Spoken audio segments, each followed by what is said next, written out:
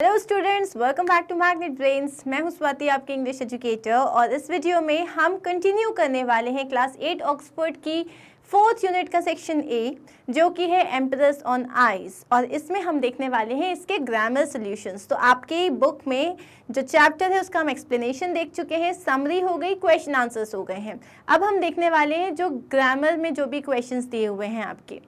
अब इसमें क्या टॉपिक है? डायरेक्ट और इनडायरेक्ट स्पीच। क्या होता है डायरेक्ट और इनडायरेक्ट स्पीच? जब आपको कोई, जो मैं अगर आपसे बात कर रही हूँ तो मैंने आपसे कहा, Swati said I love all my students. तो जब मैंने आपसे कुछ कहा, ठीक है, जैसे हम दो लोगों की बात हो रही है और थर्ड पर्सन उसको सुन रहा है या सेकेंड पर्सन, तो सेकेंड पर्सन अगर फर्स्ट पर्सन की बात को कोट कर दे एग्जैक्टली वैसे का वैसे ही, जैसे मैंने कहा आई लव माई स्टूडेंट्स, अब मेरे स्टूडेंट ने कहा मम्मा the teacher said I love my students, मतलब उसने मेरी बात को वैसे का वैसे कोट कर दिया। उसे कहते हैं डायरेक्ट स्पीच, मतलब डायरेक्टली बात हुई है। अगर मैंने कहा कि आई लव माई स्टूडेंट्स और मेरे स्टूडेंट ने अपनी मम्मा को क्या बताया, हमारी टीचर कह रही थी कि वो अपने स्टूडेंट से प्यार करती थी, मतलब ये कि उन्होंने मेरी बात को जो है अपने वर्ड्स में बता दिया। बात एग्जैक्टली वही है, चेंज भी नहीं किए हैं वर्ड्स, लेकिन उन्होंने क्या किया, अपनी स्पीच में बताया है। तो इसे कहते हैं इनडायरेक्ट स्पीच। क्लियर? तो यहाँ पे अब हम देखने वाले हैं डायरेक्ट स्पीच को इनडायरेक्ट स्पीच में कैसे कन्वर्ट करते हैं, इनडायरेक्ट को डायरेक्ट में कैसे कन्वर्ट करते हैं, जो इसमें पंक्चुएशन मार्क्स होते हैं, प्रोनाउंस कैसे चेंज होते हैं, टेंसेस कैसे चेंज होते हैं, किस तरीके से आपको मोडल वर्ब्स को चेंज करना होता है, आपका टाइम। जैसे अगर मैंने बोला आई एम हैप्पी टुडे, तो ये जब डायरेक्ट से इनडायरेक्ट में चेंज होगा तो बोलेंगे Swati said that she was happy that day, तो टुडे चेंज हो गया दैट डे में। अब आपको लग रहा होगा मैम क्या बोल रही है, कुछ पल्ले नहीं पड़ता। तो इसके लिए what you have to do is just इस वीडियो के डिस्क्रिप्शन में आपको डायरेक्ट इनडायरेक्ट स्पीच के सारी लिंक्स मिल जाएंगी, जहाँ पे ये पूरा टॉपिक बहुत थरोली एक्सप्लेन किया गया है with a lot of exercises and questions for your ease. First watch that video and then come to this video, आप इजीली कोई भी क्वेश्चन सॉल्व कर लोगे, that is my guarantee. Clear? So let's see what is there in your book. Read the following sentences. How are the two versions of the same sentence different from each other? Our lives had been taken away and given back to us. Cherry wrote. Now, अब आप ये देख रहे हो जो inverted commas हैं, इसका मतलब यहाँ पे चेरी के एग्जैक्ट वर्ड्स को कॉपी किया गया है। चेरी ने लिखा हमारी लाइफ जो थी हमसे ले ली गई थी और हमें वापस कर दी गई थी। अब इसी चीज़ को कैसे लिखा? चेरी रोट दैट, चेरी ने कहा कि उनकी लाइफ जो थी उनसे ले ली गई थी और उन्हें वापस कर दी गई थी। अगर मैं बोलूँ आज मेरा बर्थडे है, अब अगर आप बोलोगे तो बोलोगे आज मैम का बर्थडे है, आज उनका बर्थडे है। आप ये नहीं बोलोगे ना मैम बोली थी आज मेरा बर्थडे, तुम्हारा थोड़ी ना है मेरा बर्थडे, राइट? तो यहाँ पे आपको क्या करना पड़ता है, किस तरीके से आपके जो पंक्चुएशन मार्क्स हटते हैं, किस तरीके से ये जो आपके कोटेशन मार्क्स हैं वो हटते हैं, कॉमा हटता है। आप ये रिपोर्टिंग वर्ब जो है उसमें, सॉरी रिपोर्टिंग वर्ब नहीं, ये जो आपका कंजंक्शन होता है दैट, ओके, इसको किस तरीके से आप यूज़ करते हो, किस तरीके से प्रोनाउन चेंज होता है, यही होता है आपका कॉन्वर्शन का स्टाइल। क्लियर? अब यहाँ पे देखो एक और क्वेश्चन देखते हैं। There a supremely unimpressed curator allegedly greeted him with a sneer, और उसने क्या कहा, who are you, what do you want, this and an egg shop, तुम कौन हो, तुम्हें क्या चाहिए, ये कोई एग की दुकान नहीं है। ये जो इन्वर्टेड कॉमास में लिखा है इसका मतलब उसने जो वर्ड्स यूज किए एग्जैक्टली वर्ड बाय वर्ड हमने यहाँ लिख दिया। अब ये एक क्वेश्चन है तो आप इसको अपने वर्ड्स में क्या लिखोगे, and asked who he was, who are you की जगह who he was, and what he wanted, it wasn't an egg shop. तो अगर आपने यहाँ पे देखा डिफरेंस क्या दिख रहा है हमको, डिफरेंस है कि यहाँ पे कोटेशन मार्क्स हटा दिए गए हैं, यहाँ पे प्रोनाउन चेंज कर दिया गया है, यहाँ पे टेंस जो प्रेजेंट था वो पास्ट हो चुका है। तो ये सर्टेन रूल्स हैं एक डायरेक्ट स्पीच से इनडायरेक्ट स्पीच में चेंज करने के लिए। ओके, सो सेंटेंसेस A1 और B1 जो है वो डायरेक्ट स्पीच को शो करते हैं, और जो सेंटेंस A2 और B2 है जहाँ कोई किसी बात को कोट नहीं कर रहा वो उसको अपने हिसाब से बता रहा है, उसे बोलते हैं इनडायरेक्ट स्पीच या रिपोर्टेड स्पीच। अब जो डायरेक्ट स्पीच होती है वो स्पीकर के एग्जैक्ट वर्ड्स को शो करती है, और जो इनडायरेक्ट स्पीच होती है वो रिपोर्ट करती है कि एग्जैक्टली किसी ने क्या कहा, without coating the speakers exact words. आप एग्जैक्ट वर्ड्स को कोट किए बिना उनकी ही बातों को बताते हो कि उन्होंने क्या किया। इसमें आप मीनिंग चेंज नहीं करते। ये नहीं कि उसने कहा कि आज मैं नहीं आऊँगा तो उसने बोला आज उसका मन नहीं आने का, मतलब ये पूरा मीनिंग चेंज हो गया। आप मीनिंग चेंज कभी नहीं करोगे। Now read the given passages, fill in the blanks that follow the changing by changing the sentences in direct speech into reported speech. अब आपको यहाँ क्या करना है? Alan, I have got something for you. Alan ने कहा I have got something for you. अब अगर आप क्वेश्चन देखोगे तो यहाँ पे हमें जो एलन ने डायरेक्ट स्पीच में कहा है उसे हमें इनडायरेक्ट स्पीच में लिखना है। तो यहाँ पे Elon I have got something for you said Emily। अब अगर मुझे इसे इनडायरेक्ट में लिखना है तो मैं क्या बोलूँगी? Emily said. ओके, ये होता है आपका reporting verb. Emily said, Emily asked, Emily inquired, Emily ensured, anything, ये होते हैं आपके रिपोर्टिंग वर्ब। तो पहले सब्जेक्ट के बारे में लिखने के बाद आप मतलब जिसने भी स्पीकर है, स्पीकर का नाम के बाद आप रिपोर्टिंग वर्ब लगाते हो, उसके बाद आप कंजंक्शन यूज़ करते हो that. She asked that, she asked या she requested that she, I की जगह अब हम बात करें, एमिली एक लड़की की बात करें तो उसने कुछ लाया ना, तो हम बोलेंगे she have got something। इसका हो जाएगा past tense. Simple past simple present simple past में कन्वर्ट हो जाता है। Present continuous past continuous, present perfect past perfect. इसके साथ जैसे अगर सिंपल पास्ट है तो वो पास्ट परफेक्ट में चेंज होगा, अगर पास्ट कंटिन्यूस है तो वो पास्ट परफेक्ट कंटिन्यूस में चेंज होगा, और अगर पास्ट परफेक्ट है तो वैसे का वैसे ही रहेगा। तो ये सारे रूल्स आपको नीचे जो वीडियो है उसमें पहले क्लियर हो जाएंगे, अदरवाइज आप कंफ्यूज हो जाओगे। So if you want to make sure कि ये सारे क्वेश्चंस आप परफेक्टली करो, you have to first watch the videos. Clear? तो ये है I have got something for you का क्या हो जाएगा? She had got something for him. She had got something for him. Similarly next क्या है?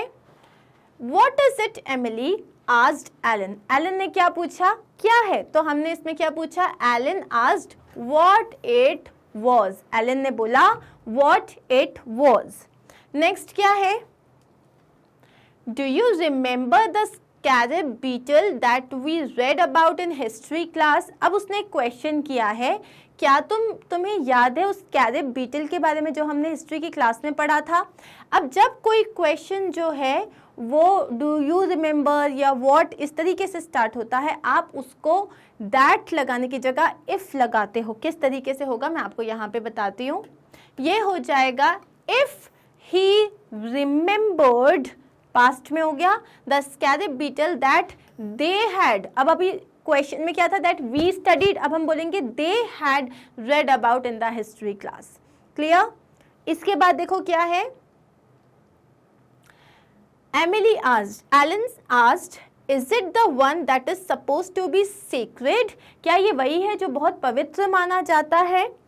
Emily nodded. तो उसने क्या बोला कि if it was the one that was supposed to be sacred। okay, next क्या है यहाँ पे? is it the Emily nodded, it is said that if a sick person wears a scarab beetle pendant, the gods grant his wish and make him healthy again। ऐसा कहा जाता है history में कि अगर कोई जो बहुत बीमार इंसान है वो स्कैरेब बीटल का पेंडेंट पहन ले तो जो भगवान है उसको उस पे मतलब उसकी विश को पूरी करते हैं, उसे वापस हेल्दी कर देते हैं। Now see it is said, ये एक फैक्ट है, ये एक ट्रुथ है, तो जिसमें आप कभी भी टेंस चेंज नहीं करोगे। तो इसको हमने क्या लिखा है यहाँ पे? It was said. अब हमने इसको पूरा रहने दिया सेम टेंस में, that if a sick person wears a scarab beetle pendant the gods grant his wish and make him healthy again. Okay, यहाँ अब आप टेंस को चेंज नहीं करोगे। टेंस कब चेंज नहीं करते? टेंस हम तब चेंज नहीं करते जब हम कोई यूनिवर्सल ट्रुथ के बारे में बात कर रहे हो या कोई फैक्ट के बारे में बात कर रहे हो।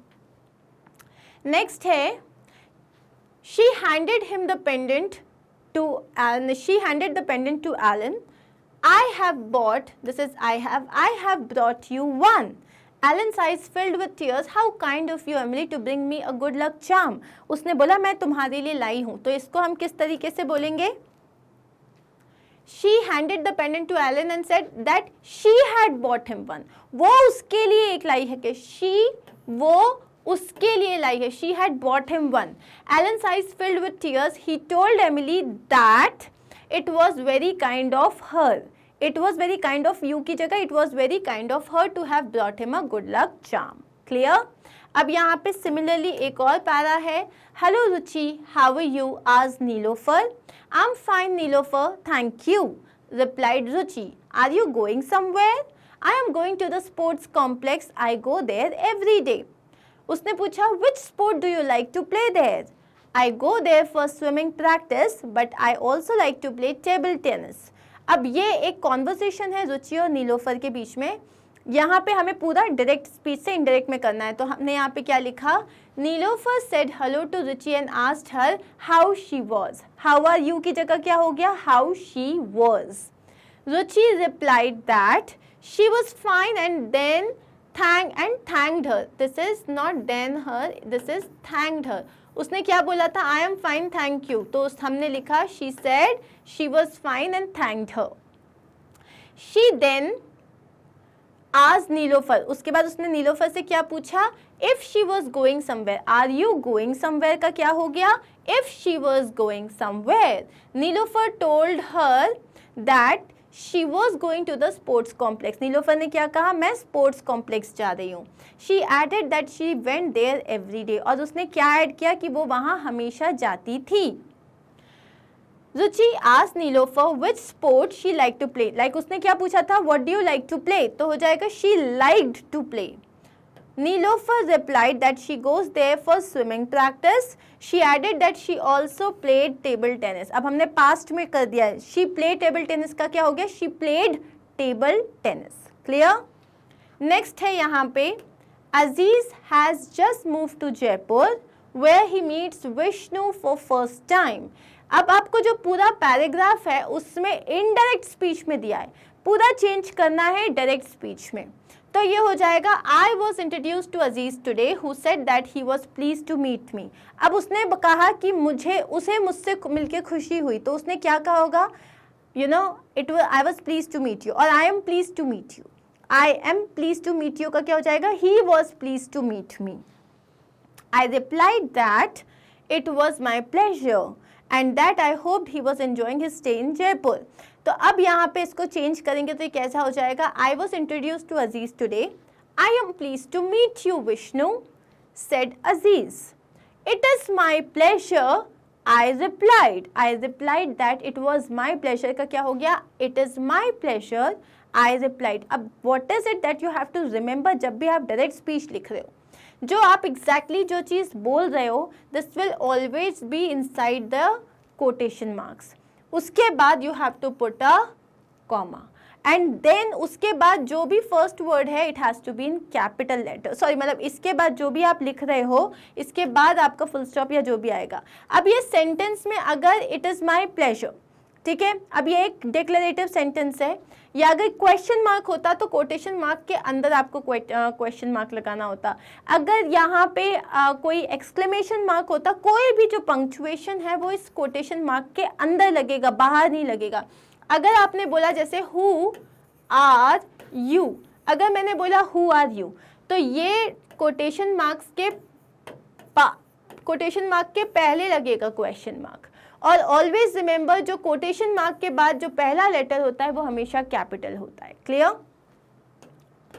अब है I hope you are enjoying your stay in Jaipur. Aziz said, I think Jaipur is a beautiful city and the people very friendly. My friends and I play football in the evenings. Would you like to join us? I asked him. He said, now this is not his, he said, I love football. So that is it guys. Here we are done with the grammar solutions as well. Now I'm again reiterating this. Please visit the link in the description box there are links for direct indirect speech, please आप पहले उसको एक बार checkout करो। उसमें जो links हैं आपको direct indirect speech एक एक चीज़ बहुत अच्छे से क्लियर हो जाएगी। बहुत सारी एक्सरसाइजेस हैं, बहुत सारे एग्जाम्पल्स हैं, declarative sentence, imperative, interrogative sentence, हर सेंटेंस को किस तरीके से आप कन्वर्ट करोगे वो सारी चीज़ें आपको क्लियर हो जाएंगी। तो first do that and then come to this video. Clear? Thank you so much for watching and I will see you soon in my next video with another section, which is the 4th unit ka B section. Again, a beautiful chapter based on science fiction.